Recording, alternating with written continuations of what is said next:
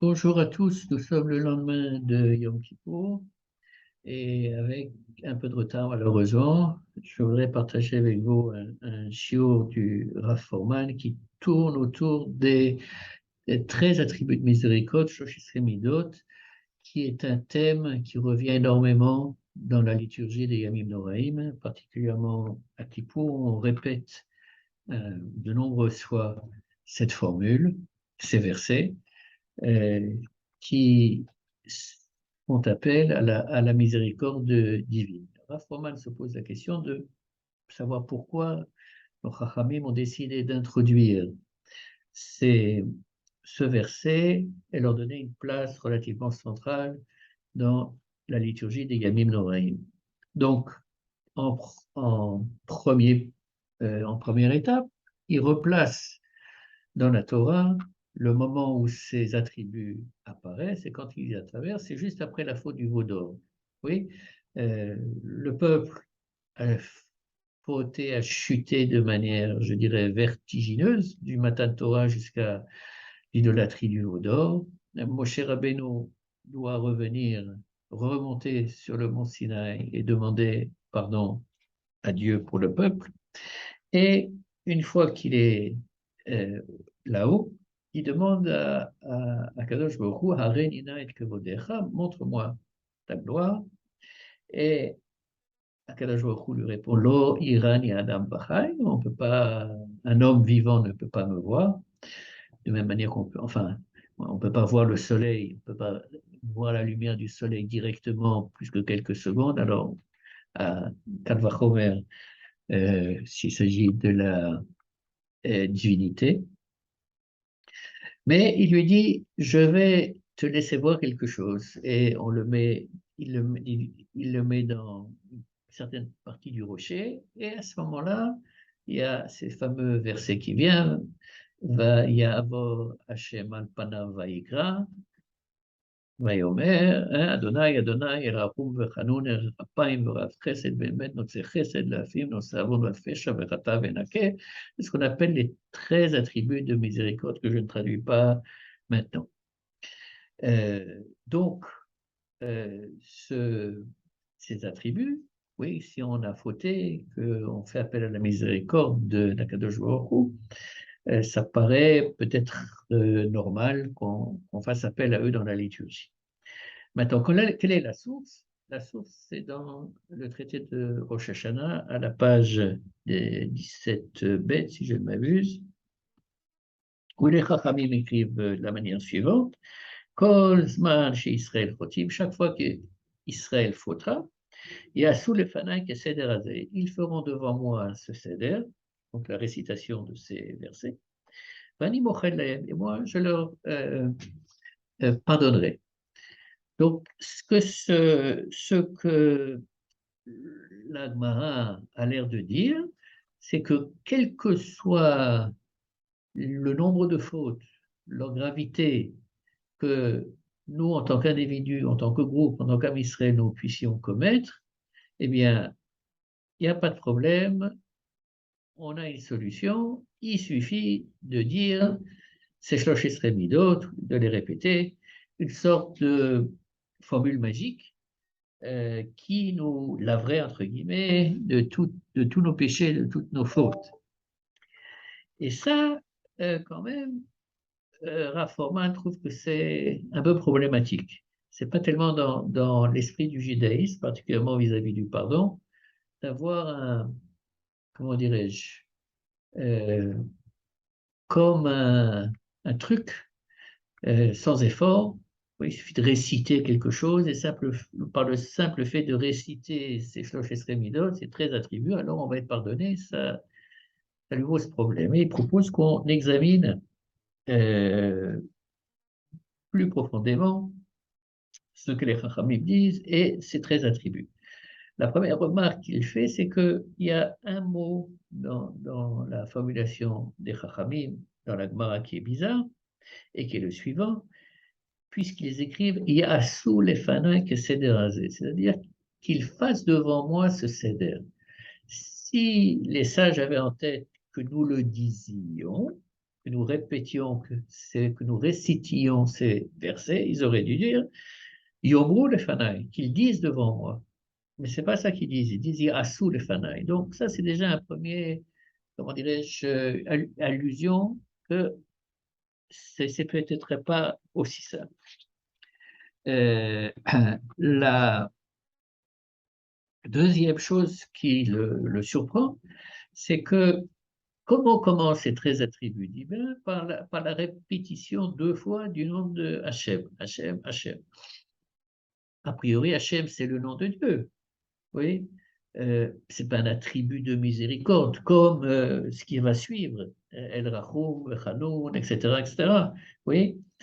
Et si oui, puisque quand même, nous savons que le Yudke Vavke, c'est l'attribut de miséricorde, c'est Dieu sous l'attribut de miséricorde, pourquoi le répéter 2 fois? Ça, c'est une deuxième question qu'il pose.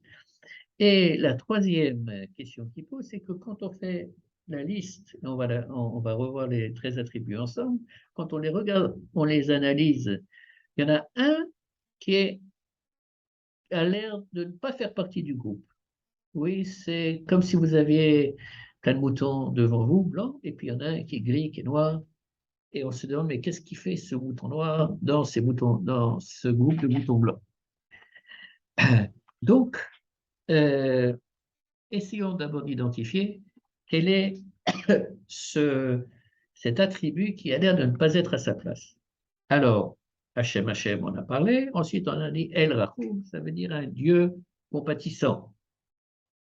Bon, oui, ça a l'air d'aller. Hanoun, gracieux. Erer Hapaim, qui est patient et plein de gentillesse. Emet, vrai.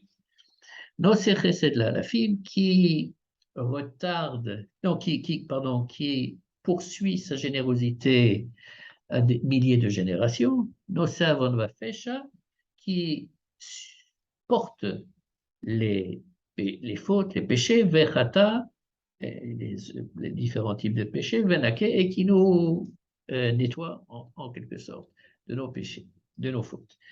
Donc, quel est l'attribut qui n'est pas à sa place d'après le Rav Forman, et je pense personnellement qu'il a raison, eh bien c'est Emet, Emet la vérité. Oui, il formule ça de la manière suivante, c'est que en supposant que, je prends un exemple banal, que j'ai grillé un feu rouge, oui, et que je dois passer devant un juge au tribunal qui s'occupe de ce genre de problème, je sais que j'ai grillé le feu rouge, mais si je dois faire appel à la miséricorde du juge, j'ai peut-être pas très, très, très envie de reconnaître que j'ai grillé le feu rouge ou d'en parler.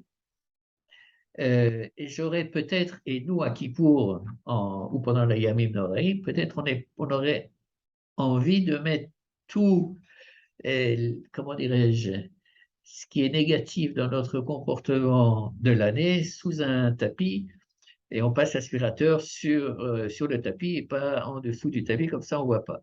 Mais non, visiblement, euh, le mot émet, vrai, fait partie des 13 attributs de compassion.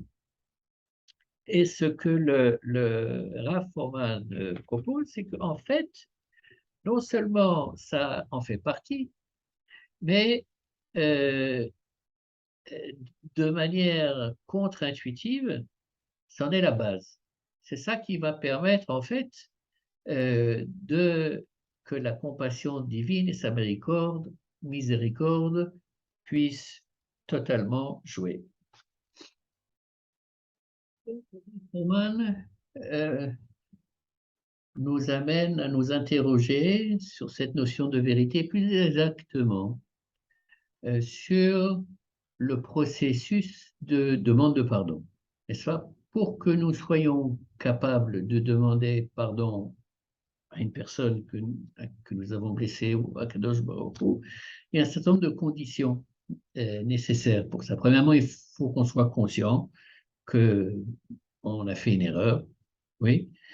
Et deuxièmement, il faut avoir la volonté, la capacité vis-à-vis d'autrui ou d'Akadosh Baruch Hu dans le vidouille de reconnaître notre faute, oui, comme dit le Rambam, et non seulement de reconnaître la faute, de demander pardon pour cette faute, et c'est quelque chose qui n'est pas évident.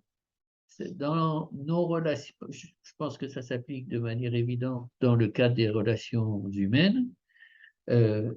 Très souvent, notre tendance naturelle, oui, c'est de rejeter notre faute sur quelqu'un d'autre. Oui, c'est pas moi, c'est lui. Il n'y a qu'à remonter à Adam et Ève. Adam qui rejette la faute sur Ève, qui rejette la faute sur le serpent. C'est l'humanité, oui. Si j'ai grillé le feu rouge, c'est que, eh bien, j'ai pas vu que je pensais qu'il était orange, etc. Il y a toujours il y a toujours de bonnes raisons en règle générale qui nous font nous auto-justifier par rapport à un comportement regrettable que nous aurions pu avoir.